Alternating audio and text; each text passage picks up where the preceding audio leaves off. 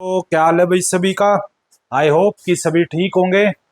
और आज जो है हम क्लास नाइन्थ का साइंस का जो है सेकंड चैप्टर करने जा रहे हैं। सेकंड इन द सेंस ये नहीं कि जो बुक में सेकंड है, ठीक है, मतलब फिजिक्स का जो हमारा चैप्टर है फर्स्ट, ठीक है, जो कि हमारा चैप्टर नंबर 8 है पुरानी बुक के अकॉर्डिंग। ठीक, तो उस चैप्टर का नाम है मोशन। क्या नाम है? मोशन। क्लास नाइन्थ में है ये। और ये चैप्टर बहुत ही ज्यादा इंपॉर्टेंस रखता है क्योंकि जो भी बच्चे 11th क्लास में साइंस साइड लेंगे, ठीक है, उसमें फिजिक्स में जो है ये चैप्टर दोबारा से आएगा और वहां पर जो है आपको ये दोबारा से पूरा का पूरा पढ़ना पड़ेगा। ठीक है, तो वहां पर 2 चैप्टर्स है असल में इसके। ठीक, तो मोशन चैप्टर आज हम स्टार्ट कर रहे हैं। आज आपकी जो है नींव रखी जाएगी मोशन की और इसे कंटिन्यू करते करते जो है आप 11th क्लास में भी इसे दोबारा से देखेंगे। तो आज स्टार्ट करते हैं मोशन। पहले इस वर्ड का मतलब ही समझ लेते हैं। मोशन का एग्जैक्ट मीनिंग क्या होता है कि एक जगह से दूसरी जगह कोई चीज चेंज होना, मतलब उसकी पोजीशन चेंज हो जाना, उसे क्या बोलते हैं? मोशन। क्या बोलते हैं? मोशन। ठीक है, तो एक पोजीशन जब चेंज हो जाए किसी की तो हम उसे क्या बोलते हैं? मोशन होना। क्या होना? मोशन होना। ठीक है, अब मोशन जो है कई तरीके से समझा जा सकता है। ठीक, तो अब मोशन क्या होता है कि एक पॉइंट से, मतलब रेफ, अब 2 तरीके से इस मोशन को समझ सकते हैं, एक वेक्टर तरीके से और एक स्केलर तरीके से। ठीक है, वेक्टर तरीके में क्या होता है, इसमें मैग्नीट्यूड प्लस डायरेक्शन होता है। क्या होता है? मैग्नीट्यूड प्लस डायरेक्शन होता है। और एक तरीका होता है इसमें स्केलर तरीके से, जिसको हम मोशन को ही क्या बोल देते हैं? मूवमेंट। क्या बोल देते हैं? वो इसमें सिर्फ मैग्नीट्यूड होता है। क्या होता है? मैग्नीट्यूड होगा सिर्फ। ठीक, तो इसमें हम देखेंगे कि मोशन जो है 2 तरीके से अगर हम समझे, वेक्टर तरीके से अगर हम समझते हैं तो रेफरेंस पॉइंट से उसकी मूवमेंट को क्या बोलते हैं? मान लो कि हम यहां पर एक रेफरेंस पॉइंट ले लेते हैं ए। ठीक है, अब ए के रेफरेंस में ये ईस्ट साइड गया, मान लो ये ईस्ट साइड है, ईस्ट साइड में वो 10 किलोमीटर गया, ईस्ट साइड में वो 10 किलोमीटर गया, तो वह वेक्टर की डेफिनेशन में हम इसको बोलेंगे कि वो 10 किलोमीटर गया ईस्ट की साइड में। ठीक है, तो इसे इसे बोला जाएगा वेक्टर वाला मोशन। क्या बोला जाएगा? वेक्टर वाला मोशन। मतलब रेफरेंस पॉइंट के बेसिस पर, रेफरेंस पॉइंट के आधार पर वो कितनी दूर है, कहां पर है और किस क्या उसका मोशन उसके रिस्पेक्ट में हुआ है कि नहीं हुआ है। ठीक है, उसे हम बोलते हैं, क्या बोलते हैं? मोशन। ठीक है, स्केलर की क्वांटिटी तो सिंपल होती है कि कहीं से भी कोई भी बंदा कहीं तक भी जाता है। ठीक है, मान लो मैं उधर से इधर तक भी आया तो उसे मैं क्या बोलूंगा? मूवमेंट बोलूंगा। ठीक है, ये भी एक मोशन होता है। क्या होता है? मोशन होता है। ठीक, अब मोशन अलोंग ए स्ट्रेट लाइन। अब ये चैप्टर देखो, यहां पर तो जो है एक छोटा सा टॉपिक दे दिया गया, लेकिन 11th क्लास में पूरा एक चैप्टर है इसके ऊपर। क्या है? पूरा एक चैप्टर है भाई इसके ऊपर। है या नहीं भाई? है। ठीक है, motion in a straight line. अब motion in a straight line का मतलब क्या होता है कि एक स्ट्रेट लाइन में मोशन होना। मान लो हम एक्स एक्सिस लिया करते थे, लेते थे कि नहीं लेते थे भाई? ठीक है, तो वहां पर हम मोशन रिप्रेजेंट किया करते थे कि एक बंदा जो है यहाँ 0 से चला, 0 से 5 किलोमीटर तक चला, 10 तक चला, 15 तक चला, 20 तक चला, 25 तक चला, 30 तक चला, 35 तक चला और 40 किलोमीटर तक चला। ठीक है, तो इसे हम क्या बोलते हैं? एक डायरेक्शन में स्ट्रेट लाइन में। ठीक है, स्ट्रेट लाइन में डिस्टेंस ट्रेवल करना। क्या करना? डिस्टेंस ट्रेवल करना। डिस्टेंस इन द सेंस कि रेफरेंस पॉइंट के रिस्पेक्ट में उसका जो है मूवमेंट चेंज हो गया, मतलब उसका पॉइंट पोजीशन उसकी चेंज हो गई। रेफरेंस पॉइंट हमने यहां पर ये लिया था, तो इसकी रिस्पेक्ट में इस डायरेक्शन में, ठीक है, एक स्ट्रेट लाइन में इसका इसकी जो पोजीशन है वो चेंज हो गई। क्या हो गई? चेंज हो गई, तो उसे क्या बोलते हैं? Motion in a straight line. क्या बोलते हैं? Motion in a straight line. ठीक है, तो ये बोलेंगे कि नहीं बोलेंगे? अब मान लो कि हम यहां पर पॉइंट ए मार्क कर देते हैं, यहां पर पॉइंट बी मार्क कर देते हैं, यहां पर पॉइंट सी मार्क कर देते हैं। ठीक है, अब अगर मैं पूछूं ये ओ है तो ओ ए का डिस्टेंस क्या है, इनके बीच में कितना गैप है, तो हम लिखेंगे 15 माइनस 0 इज इक्वल टू 15। ठीक है, अगर मैं लिखूं 0 और ओ और बी के बीच में कितना है, 30 माइनस में 0 इज इक्वल टू 30 किलोमीटर। ठीक है, अब अगर मैं लिखूं ए बी के बीच में मोशन अगर देखा जाए तो ए और बी के बीच में क्या आएगा, 30 माइनस में 15 इज इक्वल टू, हमारा आएगा इसके रिस्पेक्ट में 15 किलोमीटर। कितना आएगा? 15 किलोमीटर। ठीक है, तो ऐसे जो है हम इस तरीके से इसको समझ सकते हैं।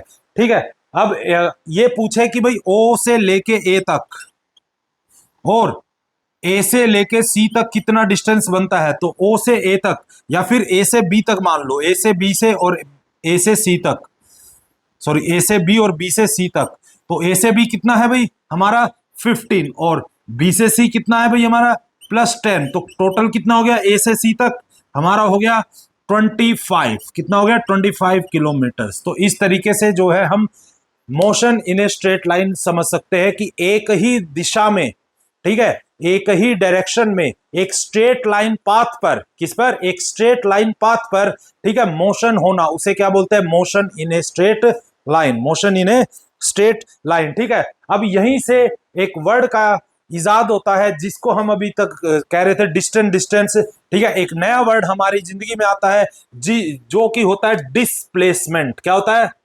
डिस्प्लेसमेंट।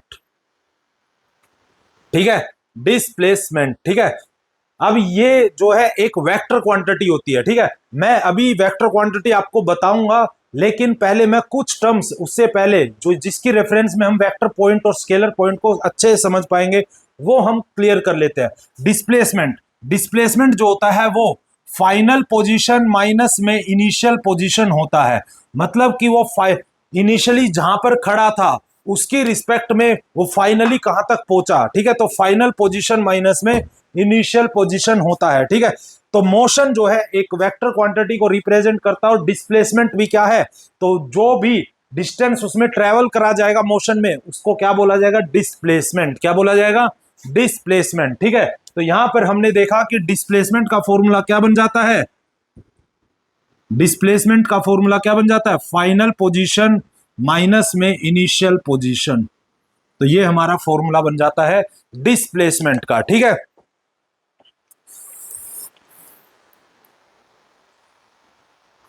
और ये भी क्या होता है, एक स्ट्रेट लाइन, क्योंकि ये एक स्ट्रेट लाइन पाथ होता है। ठीक है, अब देखो स्ट्रेट लाइन पाथ, डिस्प्लेसमेंट का मतलब ऐसे कैसे समझते हैं, एक गाड़ी यहां से चली ए पॉइंट से, ठीक है, और गाड़ी ने पहले यहां पर, क्योंकि रोड यहां से जा रहा था, फिर वो यहां पर गया, फिर वो यहां पर गया, फिर वो यहां गया, फिर यहां गया, ठीक है, फिर यहां गया और फिर ये यहां गया बी पॉइंट तक। ठीक है, अब वैसे अगर मैं फीता लेकर नापूं, ठीक है, तो फीता लेकर मैंने यहां से लेकर यहां तक एक ऐसे स्ट्रेट लाइन बना दी, क्या बना दी, एक स्ट्रेट लाइन बना दी। ठीक है, और जब मैंने ये स्ट्रेट लाइन का जो पाथ है वो देखा तो वो मिला मुझे 15 किलोमीटर मात्र। कितना मिला, 15। लेकिन जब मैंने फीता लेके इसको नापा, जो एक्चुअली मैंने कवर किया है, जो एक्चुअल डिस्टेंस मैंने कवर किया है गाड़ी से, मोटर से, जिससे भी, ठीक है, वो हमारा जो है नापने पे मिला मान लो कुछ 35 किलोमीटर्स। कितना मिला, ये वाला रास्ता 35 किलोमीटर्स। ठीक है, मान लो पहाड़ों में ऐसा होता होगा, अब पहाड़ों में तो ऐसे घूम घूम के जाना पड़ता है, ठीक है, स्ट्रेट रास्ता नहीं मिलता, लेकिन डिस्प्लेसमेंट सिर्फ इस स्ट्रेट लाइन को ही बोल सकते हैं। ठीक है, तो the distance between final position and initial position is called the displacement, और इसे बोलते हैं हम शॉर्टेस्ट पाथ। क्या बोलते हैं, shortest straight line path, shortest straight line path. तो ये सबसे छोटा और एक स्ट्रेट लाइन पाथ होता है, इसीलिए हमने इसको motion in a straight line topic से ही रिलेट करते हुए समझने की पूरी कोशिश करी। ठीक है, देखो ये चैप्टर जो है धीरे धीरे आगे जब टॉपिक कवर करेंगे तो और ज्यादा समझ आएगा। अभी बस मान के चलना है कि ये एक वेक्टर क्वांटिटी है। वेक्टर क्वांटिटी के बारे में मैंने बता दिया कि उसके पास मैग्नीट्यूड और डायरेक्शन दोनों होता है। ठीक है, तो इसका मतलब इसके पास भी मैग्नीट्यूड होगा और डायरेक्शन। देखो डायरेक्शन कैसे होगी, हमने साफ साफ बोला कि motion in a straight line, मतलब कि एक ही दिशा में सीधा सीधा वो चलता रहेगा। इसका मतलब डिस्प्लेसमेंट वो क्यों होगी, क्योंकि वो इससे एक ही डायरेक्शन, मतलब उसके पास एक डायरेक्शन है सीधा सीधा जाने की। ठीक है, इसी वजह से हमने उस डिस्टेंस को बोला डिस्प्लेसमेंट। क्या बोला, डिस्प्ले। और डिस्प्लेसमेंट किसके बराबर होता है, straight path, shortest straight path, straight line path. ठीक है, जो कि होता है final position minus initial position. ठीक है, तो यहां पर देख सकते हैं कि इसके और इसके बीच में जब डायरेक्ट हमने बिल्कुल एक डायरेक्ट सीधा फीता खींच के देखा तो 15 किलोमीटर, और जिस रास्ते से हम गए थे, क्योंकि सड़क तो इधर थी तो इधर से ही घूम के जाना पड़ा, वो एक्चुअली में 35 किलोमीटर था।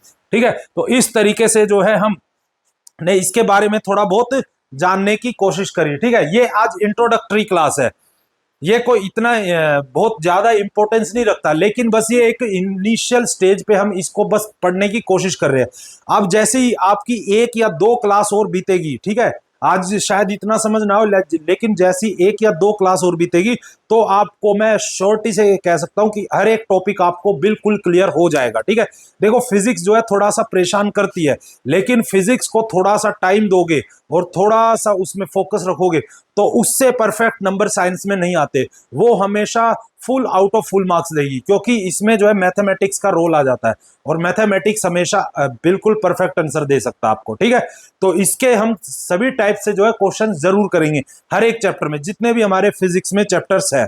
ठीक है, तो आज जो है इसकी इंट्रोडक्टरी क्लास हम यहीं पर खत्म करते हैं।